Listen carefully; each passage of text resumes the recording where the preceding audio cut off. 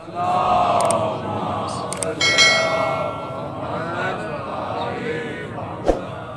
से उतरी फातिमा बनकर, अर्श से उतरी फातिमा बनकर चूम रहे थे प्यार से सरवर।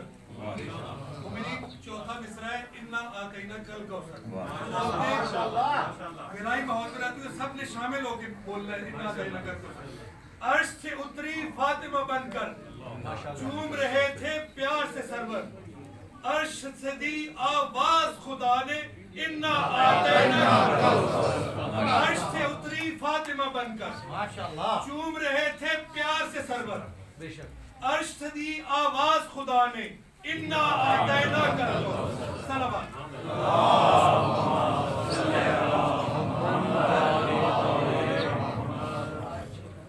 अऊज़ु बिल्लाहि मिनश शैतानिर रजीम। बिस्मिल्लाहिर्रहमानिर रहीम।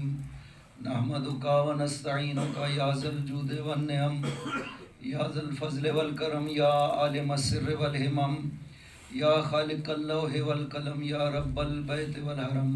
अस्सलातु वस्सलामु अलन नबिय्यिल उम्मिय्यिल मक्किय्यिल मदनी अत्तजल्लित ताम वल मजलल अतम मालिकिल हुदूस सुल्तानिल क़िदम अबिल उकूल वन नुफूस वल बशर व हुवा इल्लतुल इलल अबिल कासिम मुहम्मद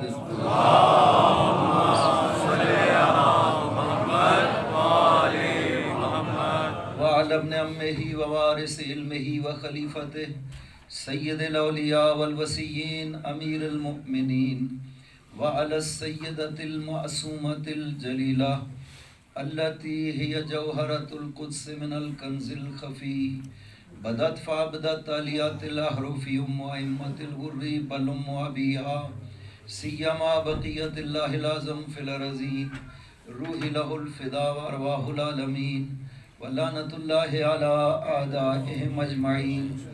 अम्मा बादु बिस्मिल्लाहिर रहमानिर रहीम। इन्ना आतैनाकल कौसर फसल्लि लिरब्बिका वन्हर इन्ना शानिअका हुवल अबतर।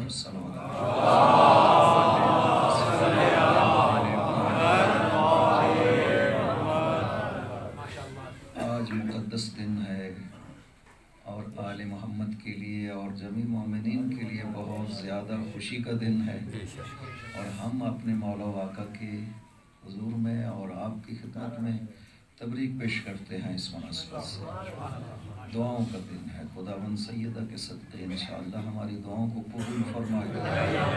आपके मरहूमीन के लिए और मेजर साहब के मरहूमीन के लिए एक मरतबा सूरह फातिहा, 3 मरतबा सूरह तौहीद पढ़ते हैं। बिस्मिल्लाहिर्रहमानिर्रहीम। अल्हम्दुलिल्लाहि रब्बिल आलमीन अर्रहमानिर रहीम मालिकि यौमिद्दीन इय्याका नअबुदु व इय्याका नस्तईन इहदिनस सिरातल मुस्तक़ीम सिरातल लज़ीना अनअमता अलैहिम गैरिल मग़ज़ूबि अलैहिम वलद्दाल्लीन। बिस्मिल्लाहिर्रहमानिर्रहीम। कुल हुवल्लाहु अहद अल्लाहुस समद लम यलिद व लम यूलद व लम यकुल लहू कुफुवन अहद। बिस्मिल्लाहिर्रहमानिर्रहीम। कुल हुवल्लाहु अहद अल्लाहुस समद लम यलिद व लम यूलद व लम यकुल लहू कुफुवन अहद। बिस्मिल्लाहिर्रहमानिर्रहीम। कुल हुवल्लाहु अहद अल्लाहुस समद लम यलिद व लम यूलद व लम यकुल लहू कुफुवन अहद। अल्लाहुम्मा बिहक़्क़ि ज़हरा व अबीहा व बालिहा व बनीहा व सिर्रिल मुस्तौदअ फ़ीहा इग़फ़िर लिल मुमिनीन वल मुमिनात वल मुस्लिमीन वल मुस्लिमात ख़ुसूसन इग़फ़िर लिल मक़सूसीन वल मक़सूसात बिफ़ज़लिका व रहमतिका या अरहमर राहिमीन। सलावत पर मुहम्मद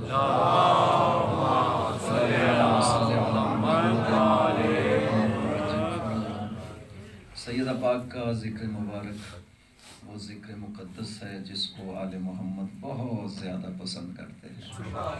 खुदावंद अज़ीम भी पसंद करता है, और इस हस्ती की मारिफत के लिए इन मजालिस का कसरत से मुनक़िद होना ये खुदावंद अज़ीम का ख़ास बंदोबस्त है कि मुसलसल तकरीबन 1.5 माह मुसलसल ये ज़िक्र मुक़द्दस सैयदा सलामुल्लाह अलैहा सैयदुश्शुहदा अलैहिस्सलाम के बाद इससे ज़्यादा ज़िक्र जो है वो किसी और हस्ती का नहीं होता जितना खुदा ने ये बंदोबस्त किया है सैयदा का ज़िक्र। इस से ये 2 रिवायतें और दोनों की सनद ठीक है रिवायत के लिहाज से। जो 75 दिन की रिवायत है 13 जमादुल ऊला आपकी शहादत का दिन, اور 2-3 جماعت الثانی، یہ بھی دونوں کی روایت جو ہے وہ صحیح ہے، سند کے لحاظ سے معصوم سے روایت وارد ہے۔ اس کا مطلب ہے کہ یہ خداوند عظیم کا اپنا خاص بندوبست تھا۔ اور پھر آپ کی تشریف آوری اس کائنات میں، وہ بھی اسی ماہ جماعت الثانی میں تھی 20 میں، 5واں سال بعثت۔ یہ وہ حضرت کی عمر مبارک ہے کہ جس میں آپ اس دنیا میں تشریف لاتی ہیں، اور اس وقت 5 سال کا سن مبارک تھا جب آپ اپنے بابا کے ساتھ اکیلی رہ جاتی ہیں۔ تو سیدہ سلام اللہ علیہا کے وجود کو خداوند عظیم نے اس طرح سے قرار دیا ہے کہ پیغمبر فخر کرتے ہیں کہ فاطمہ میری بیٹی ہے، اور آل محمد فخر کرتے ہیں کہ ہم اولاد فاطمہ ہیں، اور علی فخر کرتے ہیں کہ میں زوج بطول ہوں۔ یعنی جس ہستی کے ساتھ تعلق میں فخر کرنے والے اتنے بڑے بڑی ہستیاں اور اس کائنات کی کہ تمام عظمت جن کے وجود پہ ختم ہو جاتی ہیں، وہ سب کے سب فخر کرتے ہیں کہ ہمارا رشتہ فاطمہ سے ہے۔ اور پیغمبر نے اعلان کیا کہ لوگوں یہ میری بیٹی ہے، یہ فاطمہ ہے، یہ میری روح ہے، یہ میرا چین ہے قلب کا اور میری ذات کا خلاصہ ہے، یہ سیدۃ النساء ہے۔ یہ لفظ ہیں پیغمبر کے، من عرفہا فقد عرفہا، انہا ابنتی فاطمہ، انہا بضعۃ منی وثمرۃ قلبی وموجۃ قلبی وسیدۃ نساء العالمین من الاولین والآخرین۔ فرمایا یہ میری بیٹی ہے۔ یہ فخر ہے پیغمبر کی طرف سے کہ یہ فاطمہ میری بیٹی ہے۔ مولا امیر میں اکثر کہا کرتا ہوں کہ مولا علی جیسی ہستی اگر فخر کرتی ہے کہ میں زوج بطول ہوں، باقاعدہ اصحاب سے حضرت نے یہ سوال کیا کہ تم میں سے کون ہے جسے یہ فخر حاصل ہے کہ وہ فاطمہ کا شوہر ہے سوائے علی ابن ابی طالب کے۔ جناب حضرت عمر نے یہ جملہ کہا تھا کہ اوتیا ثلاثن، علی کو 3 چیزیں دی گئیں، لو اوتا واحدۃ منہن کان علی خیرا من حمر النعم، کہ علی کو خدا نے 3 چیزیں دی ہیں، ان میں سے ایک بھی مجھے مل جاتی تو میرے لیے اس کائنات کی تمام نعمتوں سے بڑھ کے تھی جو علی کو عطا کی گئی۔ ان میں سے ایک تھا تزویجہ فاطمہ سلام اللہ علیہا، فاطمہ کا شوہر ہونا، جو فخر ہے علی کو حاصل، یہ کائنات میں کسی کو بھی حاصل نہیں ہو سکا۔ اور علی مولا علی نے یہ فخر کیا ہے کہ میرے لیے فخر ہے کہ میری زوجہ فاطمہ ہے، اس کائنات میں کسی اور کو فخر حاصل نہیں ہوا۔ پیغمبر نے ارشاد فرمایا کہ علی اوتیت ثلاثا ولم اوت واحدۃ منہن، علی آپ کو 3 چیزیں ملی ہیں، مجھے ایک بھی نہیں ملی ان 3 میں سے۔ اوتیتا سحرن مثلی، آپ کو مجھ جیسا سسر ملا ہے جو مجھے بھی نہیں ملا ہے۔ علی اوتیتا زوجتن صدیقتن مثل ابنتی فاطمہ ولم اوت، علی آپ کو خدا نے زوجہ صدیقہ عطا فرمائی ہے، میری بیٹی فاطمہ جیسی مجھے بھی یہ فخر نہیں ملا ہے۔ حالانکہ حضرت خدیجہ سلام اللہ علیہا سیدۃ نساء العالمین، آپ کے لیے بھی ارشاد فرمایا گیا ہے، اربعۃ نساء اہل الجنہ، سید سادات نساء اہل الجنہ کے 4 خواتین ہیں جو اہل جنت کی عورتوں کی سردار ہیں۔ سیدہ سلام اللہ علیہ، حضرت خدیجہ کے بارے میں کہا، بی بی پاک کے بارے میں، حضرت مریم کے بارے میں کہا، حضرت آسیہ کے بارے میں کہا، لیکن فرماتے ہیں کہ نہیں، میری بیٹی جیسا اس کائنات میں کوئی بھی نہیں ہے۔ علی آپ کو یہ فخر ہے کہ فاطمہ آپ کی بیوی ہے۔ اور تیسرا اوتیتا الحسن والحسین، علی من صلبک، آپ کی صلب سے خداوند عظیم نے آپ کو حسن و حسین دی ہے، جو میری صلب سے نہیں ہے، لیکن فرق نہیں پڑتا، انکم منی وانا منکم، تم مجھ سے ہو اور میں تم سے ہوں۔ تو یہ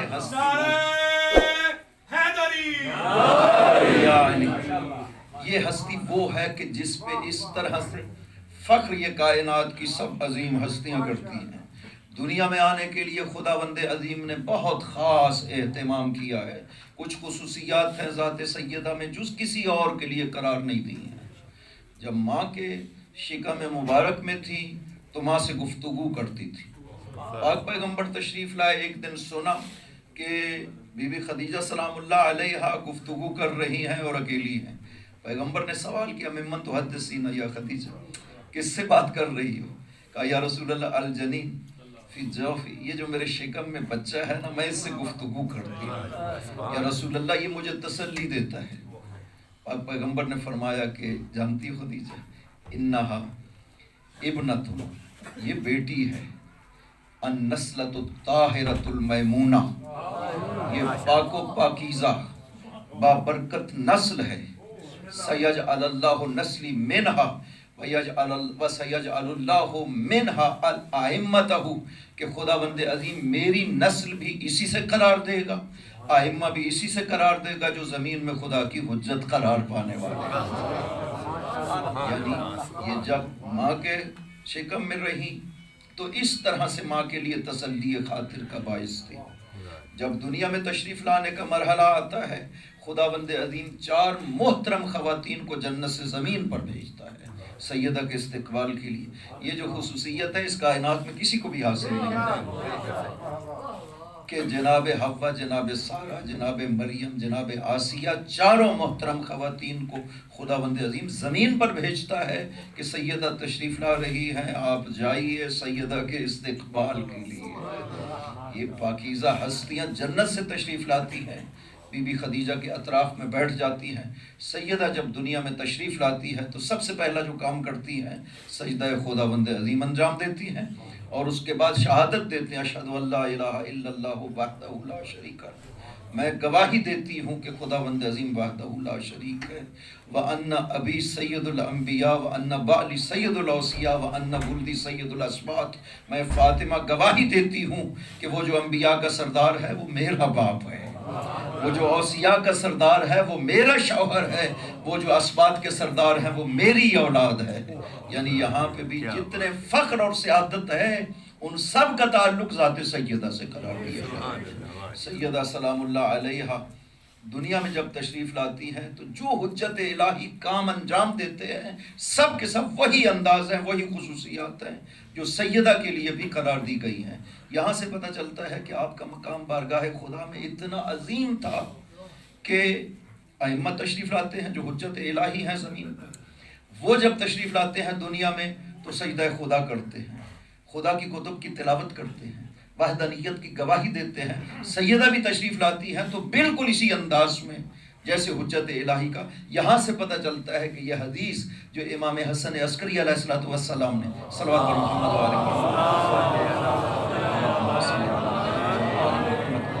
ارشاد فرمائی، تفسیر فرات کوفی میں ہے کہ جس میں حضرت نے فرمایا نحن حجج اللہ علی الخلق وجدتنا فاطمہ حجت اللہ علینا، کہ ہم ہیں خدا کی طرف سے اس کائنات کی تمام مخلوقات کے اوپر حجت، اور ہماری جدہ کو خداوند عظیم نے ہم پر حجت قرار دیا ہے، اپنی حجت. اس کا مطلب کیا بنتا ہے؟ اگر کوئی مقام سیدہ کو سمجھنا چاہتا ہے تو اس جملے سے صاف سمجھ آتا ہے کہ سیدہ سلام اللہ علیہ کا مقام کیا ہے. جتنا شرف ائمہ طاہرین کو ہم سے حاصل ہے اتنا ہی شرف سیدہ کو ائمہ پر حاصل ہے خدا کی طرف سے. یہ عظمت سیدہ ہے کہ جو ائمہ طاہرین کے لیے اس طرح جس کے پاؤں چوم کے حسن حسین فخر محسوس کرتے ہیں. قدم چومنا معمولی بات نہیں ہے. حسن و حسین اس ہستی کے قدم چومتے ہیں. یہ مربی ہے حسن و حسین کے لیے. خود شہزادہ بیان کرتا ہے کہ جب شب عبادت آتی تھی تو ماں ہمارے بستر لپیٹ دیتی تھی، سونے نہیں دیتی تھی، کہتی تھی بیٹا عبادت کرنی ہے، اپنے ساتھ کھڑے کر کے ساری رات عبادت خدا میں بسر کرتی.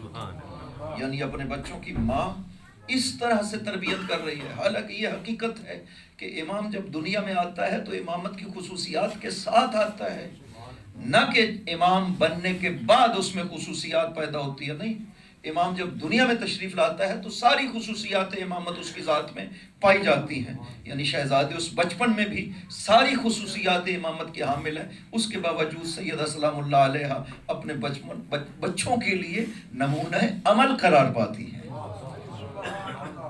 اور یاد کرتے ہیں شہزادے کہ کس طرح سے ہماری ماں ہمارے لیے عبادت کی ایک نمونہ اور اسوہ قرار پاتی تھی اور ہمیں کھڑا کرتی تھی ساتھ، اور دن کو فرماتی تھی کہ آپ دن کو سو لینا رات کو. یہ درس تھا در حقیقت. ائمہ طاہرین عبادت کے لحاظ سے اسی طرح سے ہوتے ہیں. ہمیشہ زندگی ائمہ کی اسی طرح سے رہی ہے. یہ درس ہے، ان ہستیوں کی زندگی ہمارے لیے درس ہے کہ ایک ماں کی تربیت اولاد کے حوالے سے کیا ذمہ داری ہونی چاہیے. ماں بچوں کو تعلیم دیتی ہے، باپ سکھاتا ہے، بچوں کو عبادت کے طریقے بتاتا ہے.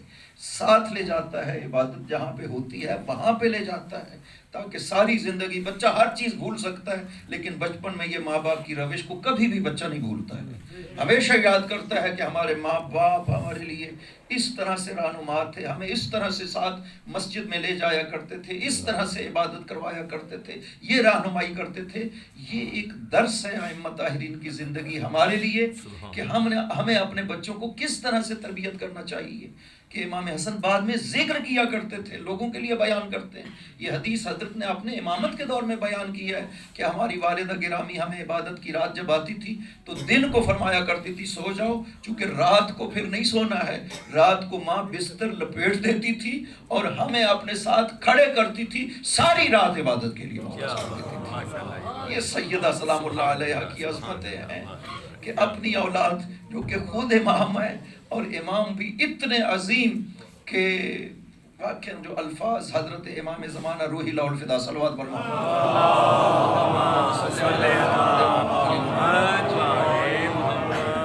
کہ ہیں سید الشہداء کے بارے میں انسان حیرت زدہ رہ جاتا ہے، عظمت سید الشہداء کے سامنے کہ امام زمانہ جب سلام کرتے ہیں نا سید الشہداء پہ، السلام علیکہ السلام العارف بحق کل مخلص فی ولایت، بابا میرا سلام، یہ اس کا سلام ہے جو آپ کے حق کو پہچانتا ہے، یہ اس کا سلام ہے جو آپ کی ولایت میں مخلص ہے۔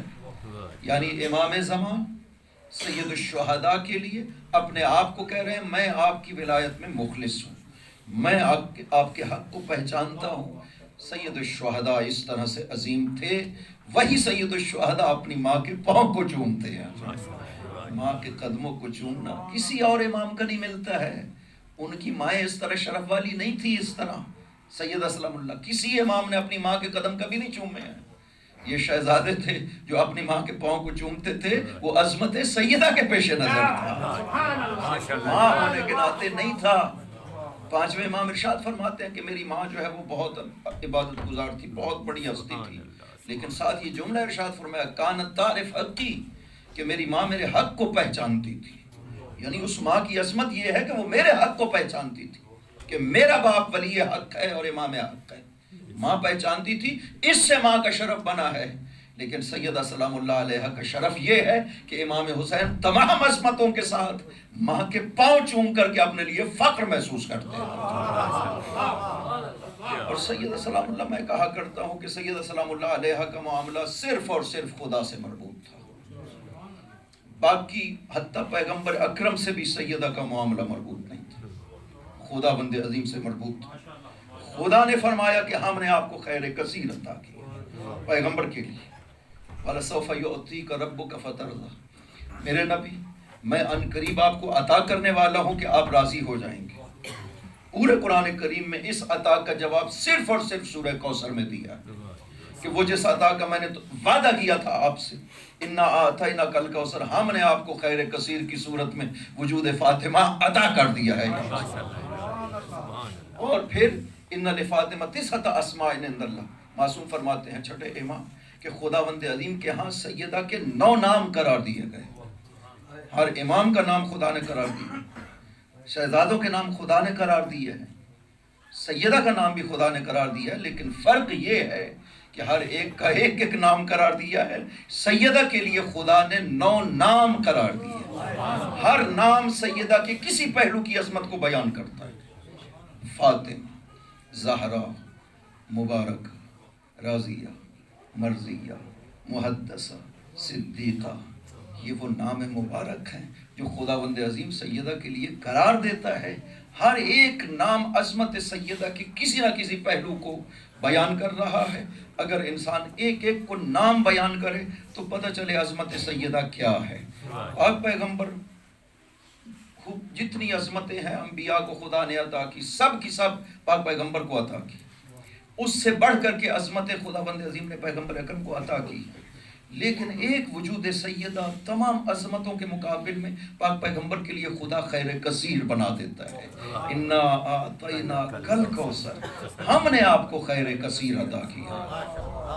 یعنی باقی عظمتیں اپنی جگہ پر، کسی کو نہیں کہا خداوند عظیم نے کہ یہ خیر کثیر ہے۔ نبوت، رسالت، ولایت، امامت سب ذات پیغمبر میں جمع تھا۔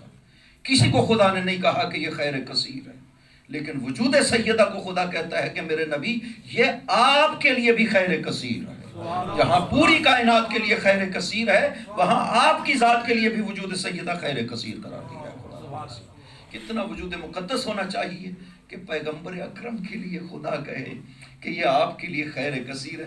یہی وجہ ہے کہ سیدہ کا ایک لفظ ذات پیغمبر پہ کتنا اثر کیا کرتا تھا، کہ جس وقت یہ آیت نازل ہوئی کہ لا تجعلوا دعاء الرسول بینکم کدعاء بعضکم بعضا، کہ رسول کو اپنے بیچ میں اس طرح مت پکارا کرو جیسے ایک دوسرے کو پکارتے ہو۔ تو اصحاب نے پوچھا کیسے پکارے؟ آپ نے فرمایا کہ یا رسول اللہ کہا کرو، تم جب نام لیتے ہو ادب کا خیال نہیں کرتے ہو، اور یہ تمہارے لیے سخت عذاب کا باعث ہوگا، سارے عمل باطل ہو جائیں گے، لہٰذا نام نہ لیا کرو، تم بس یا رسول اللہ کہا کرو۔ گھر تشریف لاتے ہیں، بی بی نے بھی یا رسول اللہ کہہ دیا۔ رسول خدا کو تکلیف ہوئی، پوچھا کہ بابا آپ کو تکلیف ہوئی؟ کہا بیٹی آج وہ کیوں نہیں کہا جو پہلے بولا کرتی تھی، یا ابا جو بابا بلایا کرتی تھی، آج بابا کیوں نہیں کہا؟ عرض کیا بابا آیت جو نازل ہوئی، فرمایا نہیں بیٹی یہ آیت تیری اور تیری ذریت کے لیے نازل نہیں ہوئی۔ قولک، یہ اگلا جملہ عجیب ہے، پیغمبر فرماتے ہیں قولک یا ابا ارض للرب و احیا للقلب، بیٹی جب آپ مجھے یا ابا کہتی ہے نا خدا راضی ہوتا ہے، میرے دل کو زندگی ملتی ہے۔ عجیب ہے، اس ہستی کا ایک لفظ ذات پیغمبر پہ اتنا اثر کرتا ہے۔ احیا للقلب اس کا مطلب ہے میرے دل کو زندگی ملتی ہے، زندہ کر دیتا ہے آپ کا یہ لفظ بولنا۔ جب آپ یہ لفظ بولتی ہیں مجھے یا ابا کہہ کر کے، اس کا مطلب ہے کہ پیغمبر کی اور کوئی اولاد موجود نہیں تھی۔ اگر بیٹیاں ہوتی تو پیغمبر کو کبھی یہ تشنگی نہ رہتی کہ مجھے ابا بلانے والا ہونا چاہیے، نہیں ہے۔ خدا بند عظیم نے بیٹے دیے تھے، وہ لے لیے، دو بی بی خدیجہ سلام اللہ علیہ سے، ایک جناب ابراہیم حضرت ابراہیم ماریہ قبطیہ سے، خدا بند عظیم نے لے لیے۔ ایک ہستی یہ ایسی تھی جو باقی رہی، پیغمبر فرماتے ہیں بیٹی میرے دل کو زندگی ملتی ہے جب یہ ایک لفظ بولتی ہے تو یا ابا کہہ کر کے۔ پاک پیغمبر نے ایک خصوصیت سیدہ سلام اللہ علیہ کی ذکر کی ہے، اور اس میں فرمایا ہے کہ یہ شیخ صدوق نے معانی الاخبار میں اس روایت کا ذکر کیا ہے، کہ جس میں بیان کیا کہ میری بیٹی حورا انسیہ ہے، پوری روایت ہے، لمبی روایت ہے کہ میری بیٹی حورا انسیہ ہے، انسان نہیں ہے، عام انسان نہ سمجھنا، یہ حور ہے جو خدا نے انسان کی شکل میں کائنات میں بھیجی ہے، خدا بند عظیم۔ اور پھر فرمایا کہ ان اللہ احب ان یخرجنی من صلب آدم و احب ان یخرجہا من صلبی، خدا بند عظیم نے مجھے بھی چاہا، میرے لیے بھی پسند کیا کہ انبیاء کے صلب کے ذریعے سے مجھے کائنات میں بھیجے، لیکن میری بیٹی کے لیے خدا بند عظیم نے یہ پسند نہیں کیا کہ کسی نبی کی صلب میں جائے، بلا واسطہ شجرہ طوبہ سے میری صلب میں منتقل کیا گیا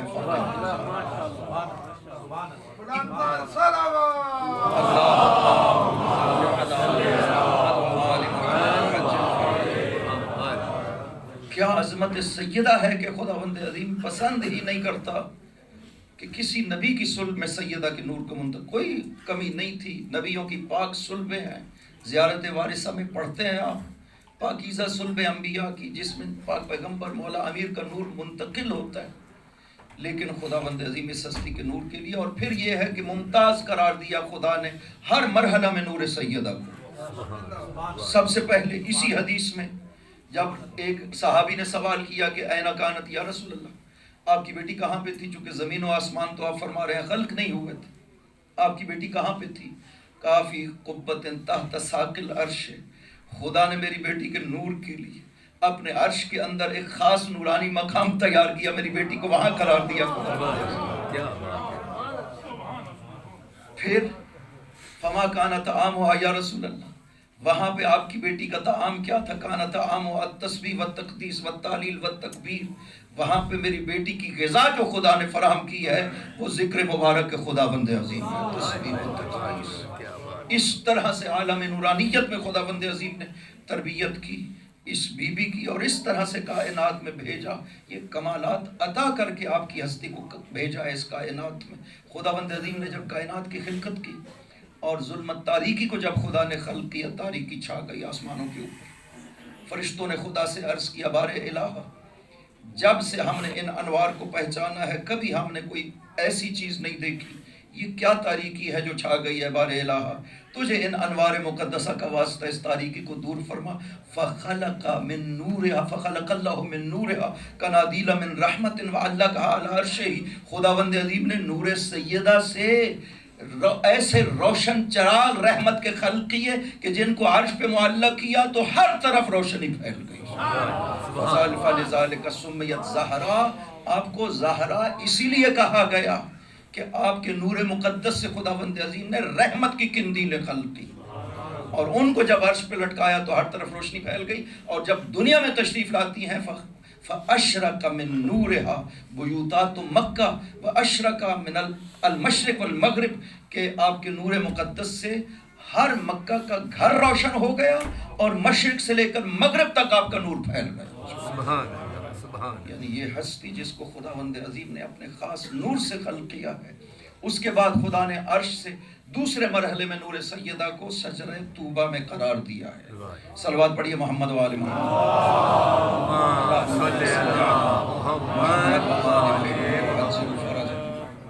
شجرہ طوبہ میں قرار دیا، لہذا پاک پیغمبر کو ایک خصوصی معراج کروائی گئی۔ جب نور سیدہ کو صلب پیغمبر میں منتقل کرنا تھا، جبرائیل لے کر کے گئے۔ فَأُدْخِلْتُ الْجَنَّةَ، پیغمبر فرماتے ہیں میں جنت میں داخل کیا گیا۔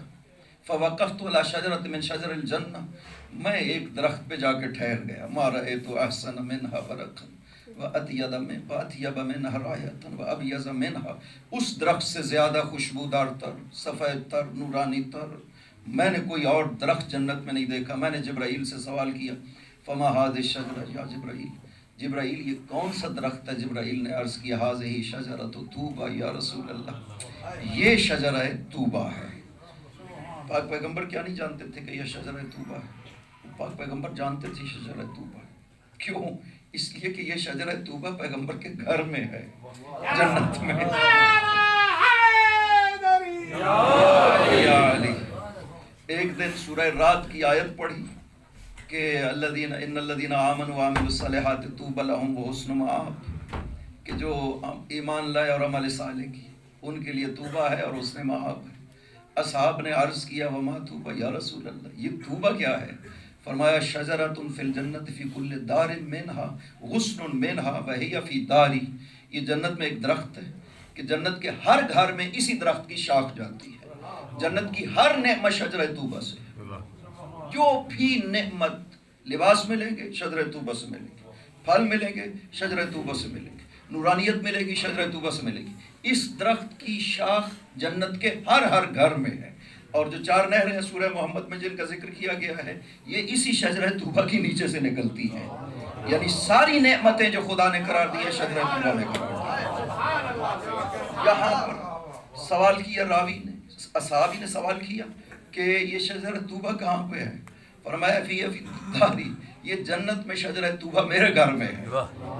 اب ایک بزرگ کھڑے ہوئے اور اس نے کہا یا رسول اللہ 2 دن پہلے، یہ حضرت عمر نے سوال کیا، یا رسول اللہ 2 دن پہلے آپ سے پوچھا گیا تھا شجرہ طوبہ کہاں ہے، آپ نے کہا تھا شجرۃ فی دار علی ابن ابی طالب، کہ یہ جنت میں علی کے گھر میں ہے۔ آج کہہ رہے ہیں میرے گھر میں ہے۔ فرمایا اس لیے کہ داری و دار علی فی الجنت واحدۃ، اس لیے کہ میرا اور علی کا گھر جنت میں ایک ہی ہوگا۔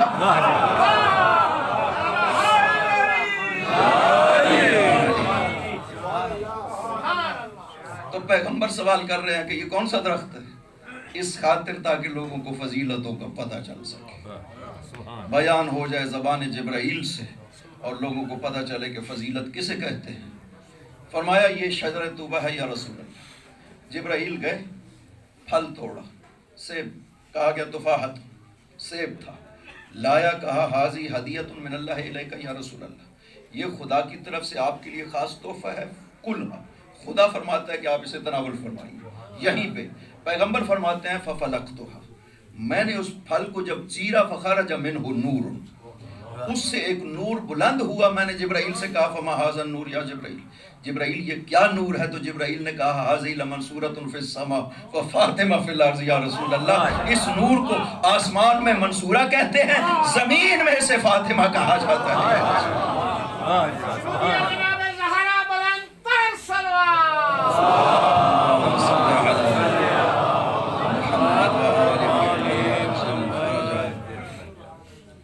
طرح سے نور سیدہ میری صلب میں منتقل ہوا ہے۔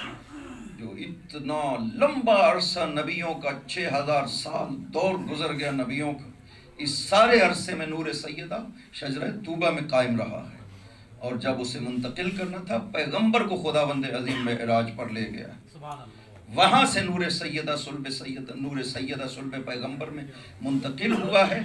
اصل سوال کیا تھا بی بی عائشہ نے، لما تکثر تقبیلہا یا رسول اللہ، سوال یہ کیا تھا کہ یا رسول اللہ آپ اپنی بیٹی کے زیادہ بوسے کیوں لیتے ہیں؟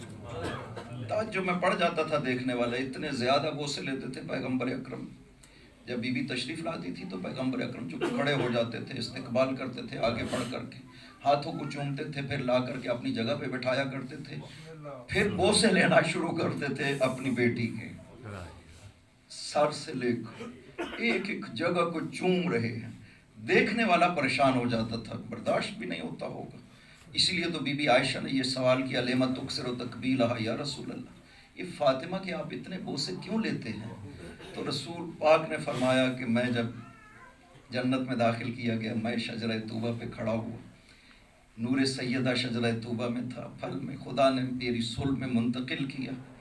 اب میں کلما اشتقت الی رایۃ الجنہ قبلت ابنتی فاطمہ، فرماتے ہیں میں جب بھی جنت کی خوشبو کا مشتاق ہوتا ہوں میں اپنی بیٹی کے بوسے لیتا ہوں، مجھے جنت کی خوشبو آیا کرتی ہے اپنی بیٹی سے۔ عجیب ہے، پاک پیغمبر کہتے ہیں میں جنت کی خوشبو کا جب مشتاق ہوتا، اگرچہ بعض روایات اہل سنت میں شمم تو بھی ہے کہ میں اپنی بیٹی کو سونگھتا ہوں، لیکن نہیں، سوال جو بی بی عائشہ نے کیا تھا وہ سونگھنے کا نہیں کیا تھا، بوسے لینے کا کیا تھا کہ آپ زیادہ بوسے کیوں لیتے ہیں؟ فرماتے ہیں میں جنت کا مشتاق ہوتا ہوں خوشبو کا، تو اپنی بیٹی کے بوسے لیتا ہوں۔ یا رسول اللہ، عجیب تعلق ہے آپ کا آپ کی بیٹی کے ساتھ کہ آپ جنت کے مشتاق ہوتے ہیں۔ یہ جنت نہیں، میں کہا کرتا ہوں کہ یہ جنت تو وہ ہے جو اصحاب پیغمبر کی مشتاق ہوتی ہے۔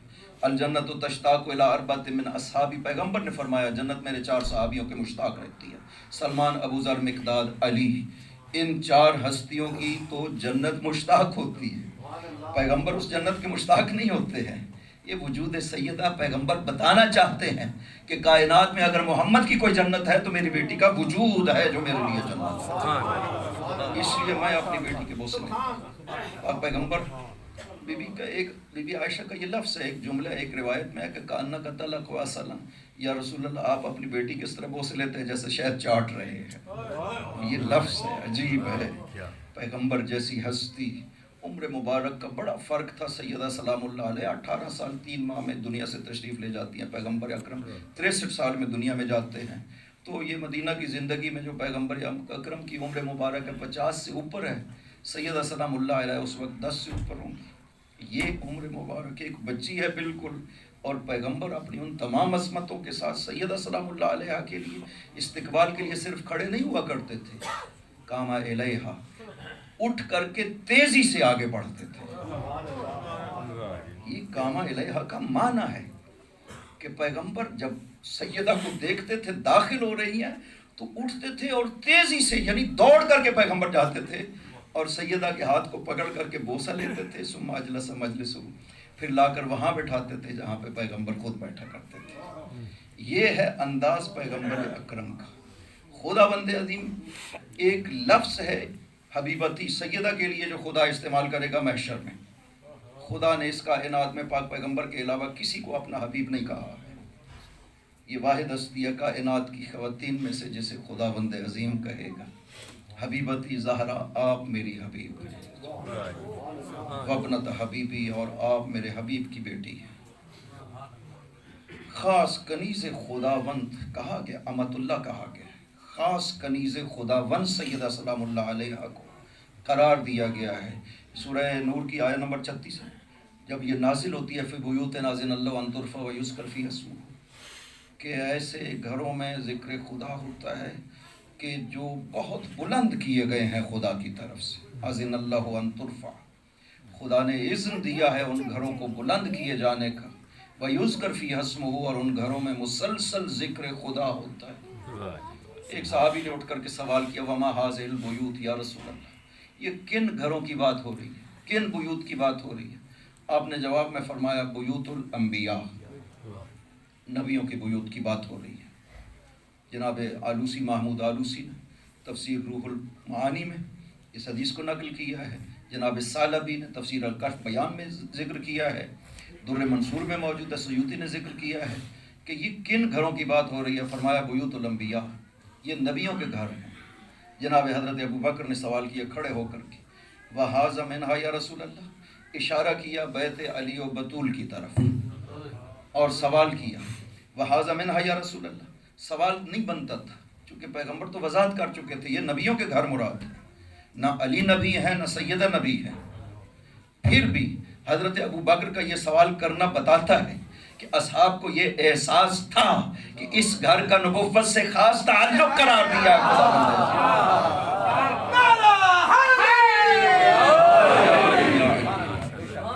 ورنہ جب کہہ دیا وہ نبیوں کے گھر ہیں تو پھر یہ سوال نہیں بنتا تھا، یہ تو نہیں ہے نبی، نہ مولا علی نہ سیدہ۔ پھر بھی حضرت ابوبکر نے جب یہ سوال کیا وَهَذَا مِنَّا وَهَذَا مِنَّا یا رسول اللہ، یہ بیت جو ہے سیدہ اور علی کا، یہ بھی ان گھروں میں سے، فرمایا نعم ومن افاضلها، نہ صرف ان میں سے ہے، افضل ترین گھر ہی یہی ہے جس کا ذکر کیا جا رہا ہے۔ وہ چھوٹا سا گھر، بالکل ایک چھوٹا سا صحن اور حجرہ مبارک جس کی 14.5 میٹر لمبائی ہے اور 7.5 میٹر چوڑائی ہے، یہ ہے وہ گھر مبارک جس میں یہ دو ہستیاں رہتی ہیں، اور کائنات کو ساری برکات ملی ہیں تو اسی گھر سے ملی ہے۔ اس گھر کی عظمت اتنی زیادہ تھی، یہ سب محدثین نے کہا، معجم کبیر طبرانی میں موجود ہے، مسند احمد حنبل میں موجود ہے کہ اس گھر کا دروازہ صرف مسجد میں کھلتا تھا، باہر دروازہ کوئی نہیں تھا۔ باقی جو اطراف میں گھر تھے اصحاب کے، انہوں نے اپنے اپنے دروازے بنا لیے تھے مسجد کی طرف، چھوٹے دروازے، البتہ بڑے دروازے نہیں تھے، وہ جو بعد میں بنا، یعنی اصل دروازے ان کے باہر تھے۔ انہوں نے کھڑکی سے ذرا بڑا ایک دروازہ ہوتا ہے، اسے خوخر کہتے ہیں عربی میں، وہ چھوٹے چھوٹے دروازے بنا لیے تھے تاکہ نماز کا ٹائم ہو، یہیں سے ادھر چھلانگ لگائی اور مسجد میں گیا، نماز پڑھی، ادھر سے ہی اندر آ گیا۔ خداوند عظیم نے پیغمبر کو فرمایا کہ سارے دروازوں کو بند کر دو سوائے باب علی کے۔ یہ محدثین نے، معجم کبیر طبرانی، مسند احمد حنبل، یہ سب محدثین نے اس روایت کو نقل کیا ہے، مجمع الزوائد حیثمی، اور سارے دروازے بند ہو، اور سند کے لحاظ سے صحیح ہے، اگرچہ ابن تیمیہ وغیرہ نے یہ بکواسیں کی ہیں کہ یہ روایت موضوع ہے، وہ دوسری روایت کے مقابل میں بنائی گئی ہے، نہیں، ان کے اپنے محدثین نے کہا ہے کہ نہیں، یہ غلط کہا ہے، یہ روایت صحیح ہے، اور کثرت سے اس روایت کو ذکر کیا گیا ہے کہ سارے دروازے بند کر دیے جائیں سوائے دروازہ علی کے۔ اس دروازے کا تو اور کوئی دروازہ تھا ہی نہیں اس گھر کا، اس کا دروازہ تو صرف مسجد میں کھلتا تھا۔ اصحاب نے آ کے منتیں کی، یا رسول اللہ تھوڑا سا کھلا رہنے دیں۔ حضرت عمر نے تو یہاں تک کہ کہا کہ یا رسول اللہ اتنا سا تھوڑا سا کہ میں آنکھوں سے دیکھ سکوں، پہلے کہا کہ روشن دان کی حد تک کھلا رہنے دیں، پھر کہا کہ اتنا کہ ہم آنکھوں سے آپ کی زیارت یہاں پہ مسجد میں کر سکے۔ فرمایا وما قلامت ظفر، یہ ناخن کے برابر جو ہے نا، اس کی بھی اجازت نہیں ہے۔ پھر حضرت حمزہ کو تیار کیا گیا کہ آپ بات کریں، یہ علی کا دروازہ جو ہے وہ کھلا ہے اور آپ تو بزرگ ہیں، آپ کا دروازہ کیوں بند کر دیا گیا ہے؟ انہوں نے بعض روایات میں حضرت عباس نے کہا، بعض میں حضرت حمزہ نے کہا، آ کر کے جب پیغمبر سے بات کی، یا رسول اللہ آپ نے سارے دروازے بند کر دیا، علی کا دروازہ کھلا ہوا ہے، میرا بھی دروازہ بند کر دیا، تو پاک پیغمبر نے یہ جواب دیا واللہ ما فتحت بابہ ولا وما سددت ابوابکم، خدا کی قسم نہ میں نے تمہارے دروازوں کو بند کیا ہے، نہ میں نے تمہارے دروازوں کو علی کے دروازے کو کھولا ہے، ولیکن اللہ فتح بابہ وسدد ابوابکم، وہ خدا ہے جس نے تمہارے دروازوں کو بند کیا ہے اور علی کے دروازے کو کھلا قرار دیا ہے، خدا نے کیا ہے، میں محمد نے نہیں کیا ہے۔ یہ کیا ہے خدا کی طرف سے؟ یہ گواہی ہے عملی طور پہ خدا کی طرف سے آل محمد کی طہارت کی۔ آل محمد کتنے پاکیزہ ہیں، اتنے پاکیزہ کہ آل محمد پہ وہ حالت طاری ہی نہیں ہوتی جس حالت میں انسان مسجد میں داخل نہیں ہو سکتا۔ تمام ہستیوں میں سیدہ سلام اللہ علیہ سمیت ان تمام ہستیوں پہ وہ حالت طاری ہی نہیں ہوتی۔ یہ آیت تطہیر کی شہادت ہے خدا کی طرف سے کہ ہم نے ان کو طہارت بخشی ہے تاکہ تمہیں پتہ چل سکے کہ طہارت کا معنی کیا ہے۔ جو ہم نے آل محمد کو طہارت عطا کی ہے، تو ہمیں پتہ چلے کہ اس طہارت کا مطلب کیا ہے، کہ ان کے اوپر کبھی زندگی میں کسی حالت میں بھی وہ حالت طاری نہیں ہوتی جس میں مسجد میں داخل نہیں ہو سکتے، اس لیے کہ یہ ہر حال میں مسجد میں آ بھی سکتے ہیں، جا بھی سکتے ہیں۔ بلکہ ایک حدیث میں تو پیغمبر نے فرمایا اللہم طاہر مسجدی لے علی و فاطمہ و بنیہما، ارے الہ میری مسجد کو پاکیزہ قرار دے ان ہستیوں کے لیے۔ یہ نہیں کہا کہ ان ہستیوں کو پاکیزہ قرار دے میری مسجد کے قابل ہو سکے، نہ فرمایا میری مسجد کو پاکیزہ قرار دے۔ وہ اتنی پاکیزہ مسجد ہے کہ نجاست کی حالت میں آپ داخل بھی نہیں ہو سکتے۔ باقی مساجد میں آپ داخل ہو سکتے ہیں، ٹھہر نہیں سکتے، گزر سکتے ہیں مسجد کے اندر سے نجاست کی حالت میں، لیکن ان دو مسجدوں میں، مسجد نبوی اور مسجد حرام میں آپ داخل نہیں ہو سکتے نجاست کی حالت میں۔ اس لیے سب کے دروازوں کو بند کر دیا خداوند عظیم نے، سوائے اس ایک دروازے کو کھلا رہنے دیا جن کا اور کوئی راستہ بھی نہیں تھا، راستہ بھی صرف یہی تھا جو مسجد کے اندر سے جاتا تھا۔ یہ طہارت کا عملی ثبوت اور شہادت ہے خدا کی طرف سے کہ یہ اتنے پاکیزہ ہیں کہ کسی حالت میں بھی انہیں مسجد میں داخل ہونے میں کوئی مشکل پیش نہیں آتی ہے۔ اور طہارت سیدہ کی گواہی بی بی عائشہ نے دی ہے کہ امام حسن علیہ السلام مغرب سے کچھ دیر پہلے تشریف لائے دنیا میں، اور مغرب کی نماز سیدہ نے پڑھی ہے۔ یہ طہارت ہے۔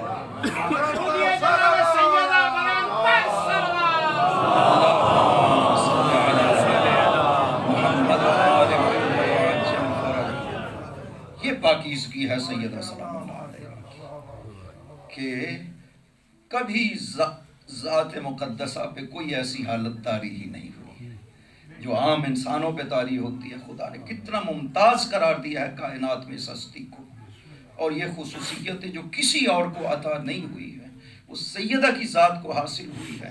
اور ائمہ طاہرین کے لیے آپ کا وجود مقدس جو ہے وہ حجت قرار دیا گیا ہے۔ کیوں؟ واسطہ وجود کے لحاظ سے بھی سیدہ قرار دی گئی ہیں، اور پھر علم کے لحاظ سے بھی سیدہ کو واسطہ قرار دیا گیا ائمہ پاک کے لیے۔ حالانکہ علم ائمہ کا علم لدنی ہے، خداوند عظیم نے عطا کیا ہے، سیدہ کو واسطہ قرار دیا ہے۔ مولا علی تو واسطہ ہے، امام ہے، پاک پیغمبر واسطہ ہے، نبی ہیں، رسول ہیں، سیدہ سلام اللہ علیہ کس لیے؟ مباہلہ میں سیدہ کیوں لے جاتا ہے؟ خدا پاک پیغمبر خدا حکم دیتا ہے کہ سیدہ ساتھ ہونی چاہیے۔ یہ تین ہستیاں تو جائیں ساتھ، چونکہ یہ امام ہے۔ امامت جو ہے وہ رسالت کی تفسیر کرتی ہے، حفاظت کرتی ہے، لیکن سیدہ کس لیے جاتی ہے؟ نہ صرف سیدہ ساتھ جاتی ہے بلکہ مرکز و محور بنتی ہے پائتن پاک کے لیے۔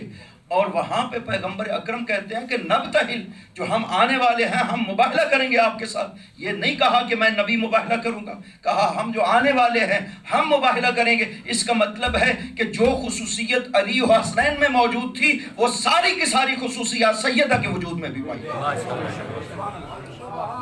ورنہ سیدہ شامل نہ قرار دی جاتی مباہلہ میں۔ وہاں پہ قرار دینے کا مطلب ہی یہی ہے۔ اس کا مطلب ہے کہ امامت و نبوت مکمل ہی نہیں ہو سکتی جب تک وجود سیدہ موجود ہے۔ ہر مرحلہ میں وجود سیدہ خداوند عظیم نے ساتھ قرار دیا ہے، اور سیدہ کا اختیار خدا نے کسی کو بھی نہیں دیا۔ عجیب بات یہ ہے کہ پیغمبر کو بھی اختیار سیدہ نہیں دیا ہے خداوند عظیم۔ لہٰذا جب حضرت سے رشتہ مانگنے کے لیے مختلف لوگ آتے ہیں تو حضرت عجیب جواب دیتے ہیں۔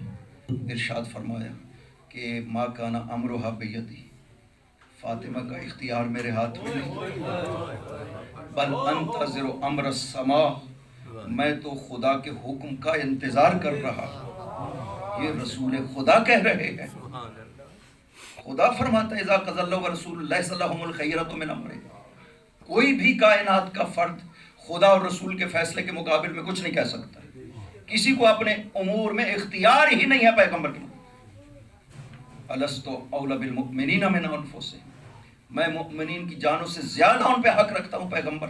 اس طرح سے خدا نے قرار دیا ہے پاک پیغمبر جس کو ہر کسی کا اختیار دیا ہے خداوند عظیم نے، لیکن اپنی بیٹی کا فرماتے ہیں میرے ہاتھ میں نہیں ہے۔ یہ معاملہ صرف خدا کا معاملہ ہے۔ لہٰذا انتظر امر السماء، میں آسمان کے امر کا انتظار کر رہا ہوں۔ خدا جسے فرمائے گا میں اس کے مطابق فیصلہ کروں گا۔ ایک فرشتہ آیا سلسائیل، پاک پیغمبر نے دیکھا 20 سر ہر سر میں ہزار زبان ذکر خدا کرنے کے لیے. کہا کون ہو؟ کہا یا رسول اللہ میں سرسائی، میری عرش الہی میں ڈیوٹی تھی خدا کی حمد و ثنا کرنے. یہ موقع آیا آپ کو پیغام پہنچانا تھا خداوند کا کہ آپ نور کی نور کے ساتھ شادی کریں. میں نے خدا سے یہ اجازت طلب کی ہے، خداوند مجھے اجازت دے میں جا کر کے کچھ خبری پہنچاؤں. یا رسول اللہ میرے بعد جبرائیل بھی آ رہا ہے، میں پہلے آ گیا. پیغام کیا ہے؟ کہا خدا فرماتا ہے کہ زوجت النور بالنور، میں نے نور کی نور کے ساتھ شادی کر دی ہے. زوج النور بالنور، آپ زمین پر بھی نور کی نور کے ساتھ شادی کریں. پیغمبر نے فرمایا کون؟ فرمایا زوج فاطمہ بعلی. یا رسول اللہ علی و فاطمہ کی شادی ہے. اسی اسنا میں جبرائیل آ گئے. اب جبرائیل نے عرض کیا یا رسول اللہ خداوند عظیم نے جنت وہاں پر اپنے عرش کے نیچے شجرہ طوبہ کے نیچے اس شادی کا بندوبست کیا ہے. 40 دن کا فاصلہ ہے، آسمان پر جو شادی ہوئی اور زمین پر جو شادی ہوئی 40 دن کا فاصلہ ہے. وہاں پہ خداوند عظیم نے جبرائیل کہتے ہیں کہ ان اللہ امرنی ان ازین الجنان الاربع، مجھے خدا نے حکم دیا کہ چاروں جنتوں کو میں مزین کر دوں، ان کو سنوار دوں. خداوند عظیم نے حوروں کو حکم دیا کہ سنور جاؤ اور شجرہ طوبہ کے نیچے جمع ہو جاؤ. سب فرشتوں کو بھی شجرہ طوبہ کے نیچے کہا کہ جمع کر لیا جائے. سب جب شجرہ طوبہ کے نیچے جمع ہو گئے تو راہیل فرشتے کو حکم دیا کہ ممبر نور، مجھے حکم دیا کہ ممبر نور نصب کرو. یا رسول اللہ میں نے ممبر نور نصب کیا. راہیل کو خداوند عظیم نے حکم دیا کہ تم خطبہ نکاح پڑھو. یہ فرشتوں میں سب سے فصیح ترین اور خوبصورت ترین فرشتہ ہے راہیل. راہیل کو خدا نے حکم دیا راہیل تم خطبہ نکاح پڑھو. راہیل نے خطبہ دیا. یا رسول اللہ پھر مجھے حکم دیا خدا نے کہ میں بھی خطبہ کہوں. میں نے بھی خطبہ پڑھا. تیسرا خطبہ خداوند عظیم نے خود پڑھا. الحمد کبریا، فرمایا حمد میری کبریا ہے، میری عزت ہے. والخلق کلہم عبیدی و امائی، اور پوری کی پوری مخلوق میرے عبد ہیں اور میرے غلام ہیں. کزوجت امتی فاطمہ بعبدی علی ابن ابی طالب، یعنی سیدہ کی طرف سے وکیل خدا بنا ہے، علی کی طرف سے وکیل جبرائیل بنے ہیں. خطبہ پڑھنے کے بعد خداوند عظیم صیغہ نکاح پڑھتا ہے کہ میں نے اپنی اما اپنی کنیز فاطمہ کی شادی علی اپنے حبیب سے کر دی ہے. جبرائیل کہتے ہیں میں نے علی کی طرف سے قبول کیا ہے نکاح علی.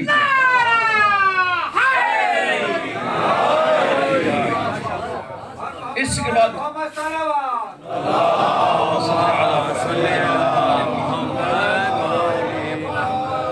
اس کے بعد خداوند عظیم نے سدرۃ المنتہا اور شجرہ طوبہ کو حکم دیا ہے کہ اپنے پتوں کو نثار کرو.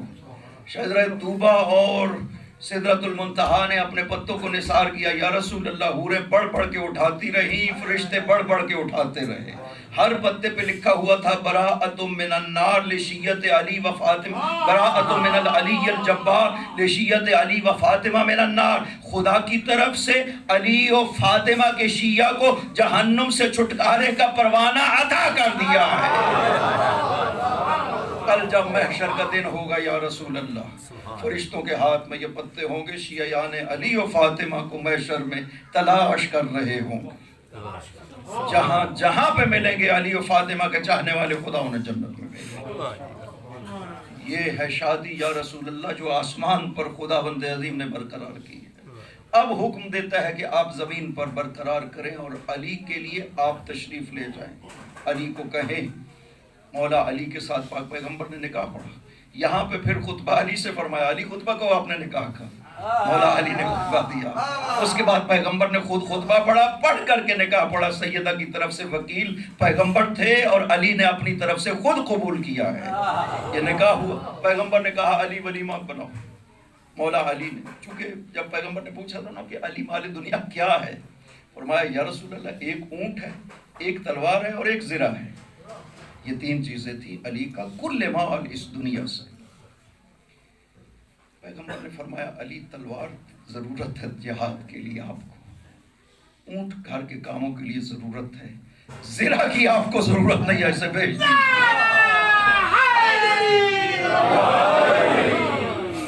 یہ زرہ حطمیہ بڑی مشہور زرہ تھی، اس پہ کوئی تلوار کارگر نہیں ہوتی تھی، یہ بدر میں جو ہے غنیمت میں ملی تھی، جو پیغمبر نے علی کو عطا کی تھی۔ لیکن آپ کو پتہ ہے جنگ بدر میں مولا علی کا کتنا حصہ تھا؟ 70 مشرک مارے گئے تھے، 35 علی نے مارے تھے۔ تو وہ زرہ حطمیہ جو ہے یہ وہ جنگ بدر کی غنیمت میں اتنی مضبوط زرہ تھی کہ اس پہ کوئی تلوار کارگر نہیں، تلواریں ٹوٹ جاتی تھی اس زرہ کو جب لگتی تھی۔ کہا علی اس زرہ کو بیچ دو، اور اس کی آپ کو ضرورت نہیں ہے، تلوار کی ضرورت ہے، اونٹ کی بھی ضرورت ہے، زرہ کی آپ کو ضرورت نہیں ہے۔ تو مولا علی نے بیچی جا کر کے 500 درہم کی یا 480 کی بھی کی، دونوں طرح کی روایتیں ہیں، پیسے لا کر کے پیغمبر کے سامنے رکھ دیے۔ پیغمبر اکرم نے 3 حصے کیے، کہا ایک حصہ جاؤ خدیجہ کے لیے جہیز کا سامان خریدو۔ یہ دیکھ رہے ہیں اسلام کیا کہتا ہے؟ یہاں تو رسم یہ ہے نا کہ لڑکی کا باپ جو ہے وہ سب کچھ دیتا ہے، نانا شوہر دیتا ہے، جہیز جو بنایا جاتا ہے یہ شوہر دیتا ہے۔ اسلام یہ کہتا ہے یہ بوجھ نہیں ڈالا جاتا ہے لڑکی کے والدین پہ۔ 3 حصے کیے 500 درہم کے، ایک حصہ دیا سلمان و ابو ذر کو، جاؤ سامان خریدو میری بیٹی کے لیے۔ 18 چیزیں جو ہیں وہ خریدی گئی۔ دیکھے کہا خداوندہ یہ سب مٹی کے برتن ہیں، ان میں برکت عطا فرما۔ اور اس کے بعد ایک حصہ رکھا ولیمے کے لیے اور ایک حصہ علی کو دیا کہ جب آپ گھر تشریف لے جائیں گے وہاں پہ ضرورت ہوگی۔ تو مولا علی کو جب کہا نا کہ ولیمہ تیاری کرو، مولا علی وہ تھوڑے سے پیسے تھے، کہتے ہیں میں نے جا کے چیزیں خریدی، کھانا تیار کیا۔ پیغمبر نے کہا جاؤ علی جا کے آواز دو لوگوں کو آئیں آپ کے ولیمے میں شرکت کریں۔ علی کہتے اب میں نے سوچا کہ مسجد میں جاؤں اور بعض لوگوں کو کہوں بعض کو نہ کہوں، یہ تو درست نہیں ہے، لہذا مسجد میں بلند جگہ پہ کھڑے ہو کر کے کہا آؤ بنت پیغمبر کا ولیمہ ہے، سب شرکت کرو۔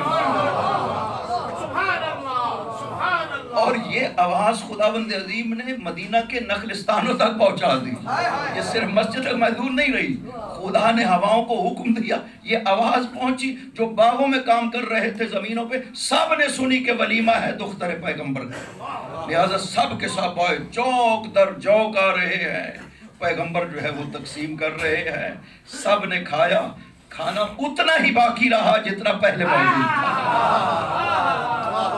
اس کے بعد بھر بھر کے برتن جو ہیں اپنی زوجات کو دیے، تقسیم کیا، علی کو دیا یہ آپ کے لیے ہے، ایک ٹونگے میں جو ہے وہ ڈال کر کے، یا علی آپ کے لیے، باقی جو ہے وہ سب تقسیم کر دیا پیغمبر اکرم نے۔ اس طرح سے مولا علی کا ولیمہ ہوا۔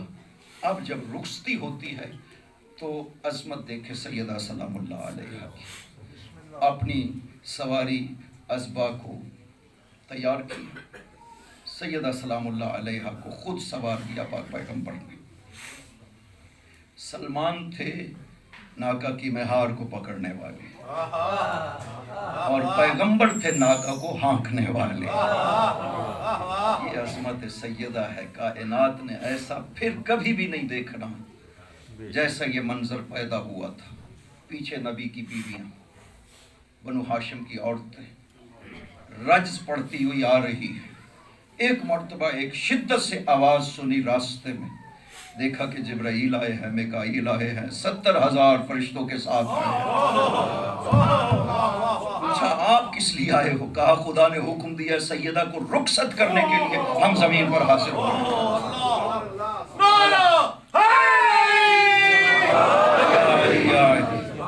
ملائکہ تکبیریں کہہ رہے ہیں، ملائکہ کی تکبیر سن کر پیغمبر نے تکبیر کہی، سب لوگوں نے تکبیر کہی۔ یہ تب سے سنت بنی ہے کہ رخصت کرتے ہوئے تکبیر کہی جائے، یہ سیدہ کی رخصتی میں پہلی مرتبہ ہوا ہے۔